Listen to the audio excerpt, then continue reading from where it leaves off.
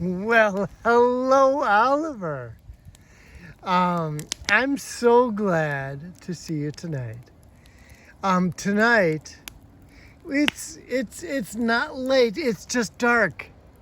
This is fall, and tonight I'm in my usual spot. But you know what? It gets dark early here, 'cause it's fall. Anyway, tonight's bedtime story is Noodle Conquers Comfy Mountain. And when I say bedtime, it's like 5 minutes after 8 o'clock right now. And it is so dark. Let me show you. So dark. It's dark everywhere. I can't believe it. It's so amazing. Anyway, I guess that's just because it's fall.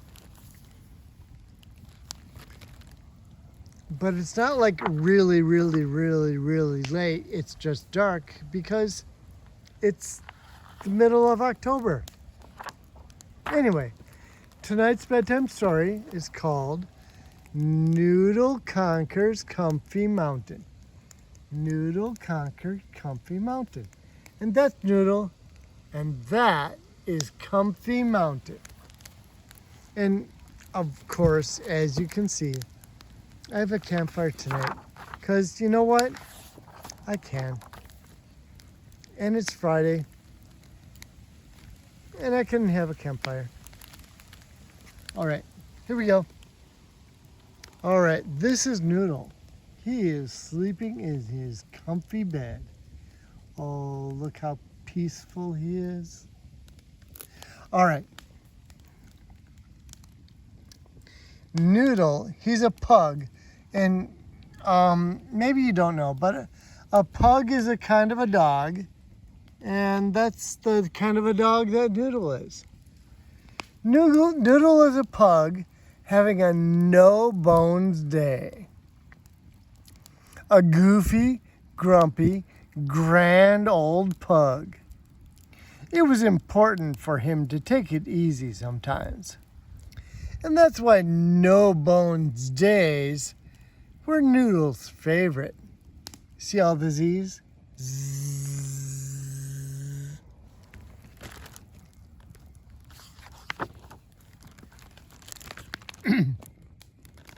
He loved his travel bag. He loved hanging out in the kitchen.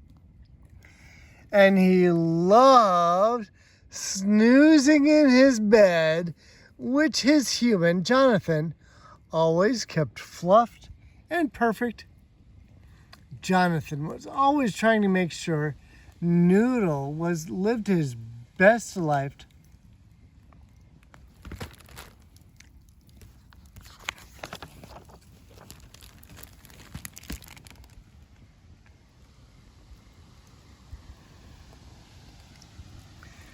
But not on this no-bones day. Noodle could not get comfortable. The blanket in his travel bag just didn't smell right.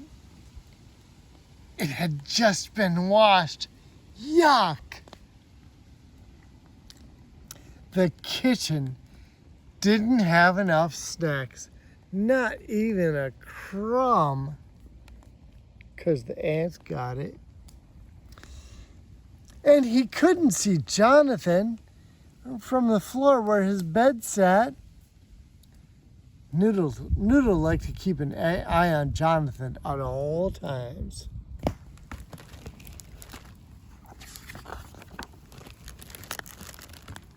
All right.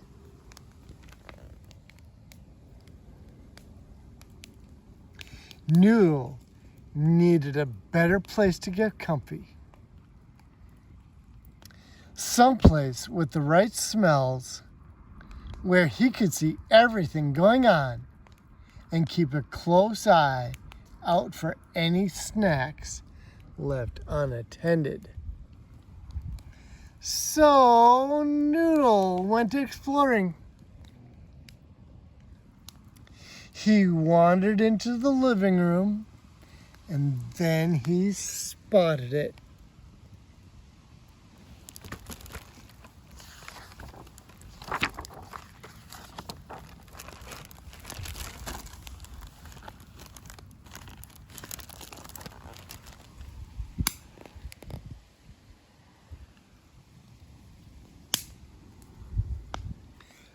Comfy Mountain.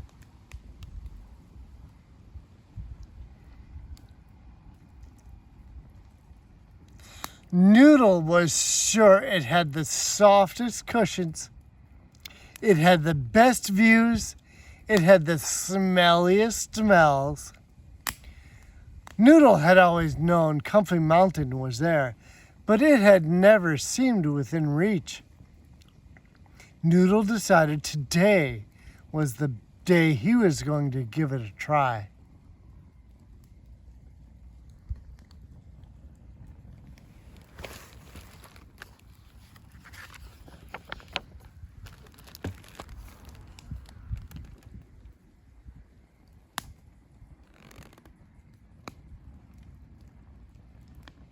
Noodle huffed in frustration. Huh!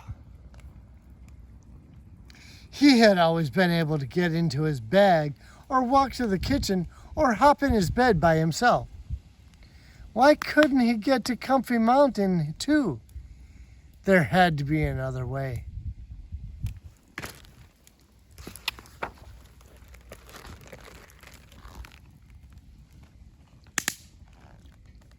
Then Noodle heard Jonathan in the other room. Jonathan was always lifting Noodle's travel bag, carrying the best snacks, and hand-delivering Noodle's blankets to his bed. Maybe Jonathan could do that with Noodle too.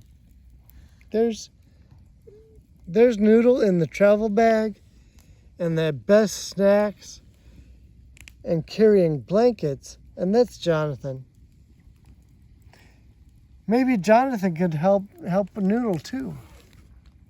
So, Noodle planted his feet, stared at the peaks of Comfy Mountain, and let out a huge "Ah!" A squawk is kind of like a bark, but louder and sillier.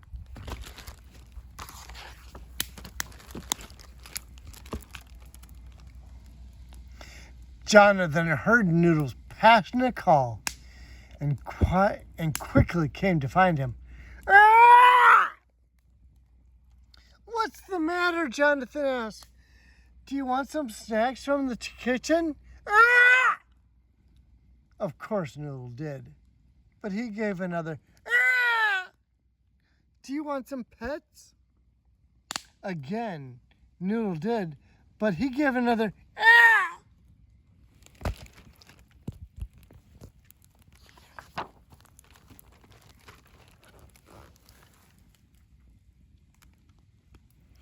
Finally, Jonathan noticed what Noodle was looking at.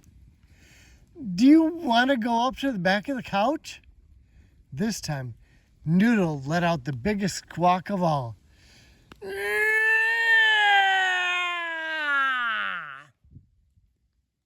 Jonathan knew what to do.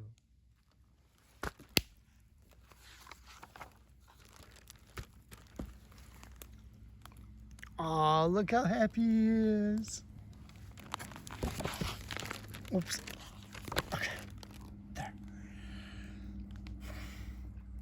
Jonathan lifted Noodle and placed him on the highest, softest reaches of Comfy Mountain. Oh, look at those pillows.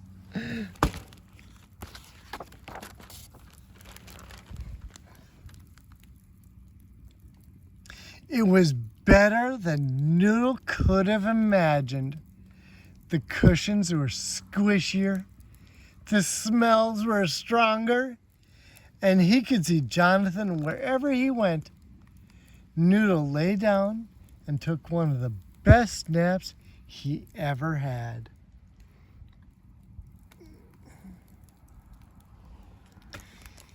He had learned the secret of conquering Comfy Mountain, asking for a little help.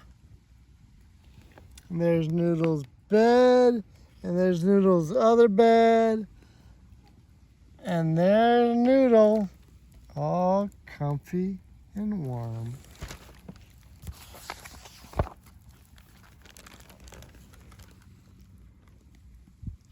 Now when Noodle needed a hand, he didn't hesitate to get Jonathan's attention, whether that meant getting food delivered to his new perch or having his blankets expertly fluffed the way only Jonathan could. Whoops.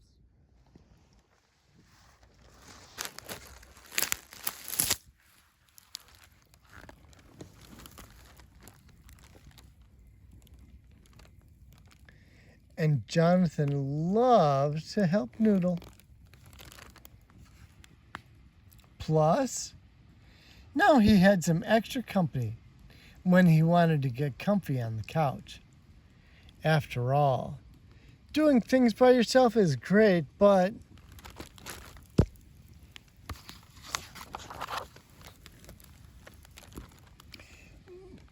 doing them together is even better. There's Jonathan on the couch. He has a book and a lamp, and Noodle is sleeping.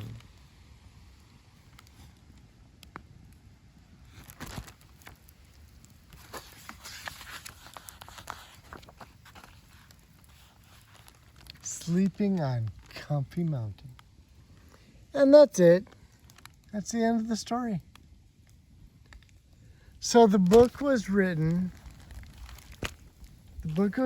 by Jonathan, here we go, Jonathan Graziano,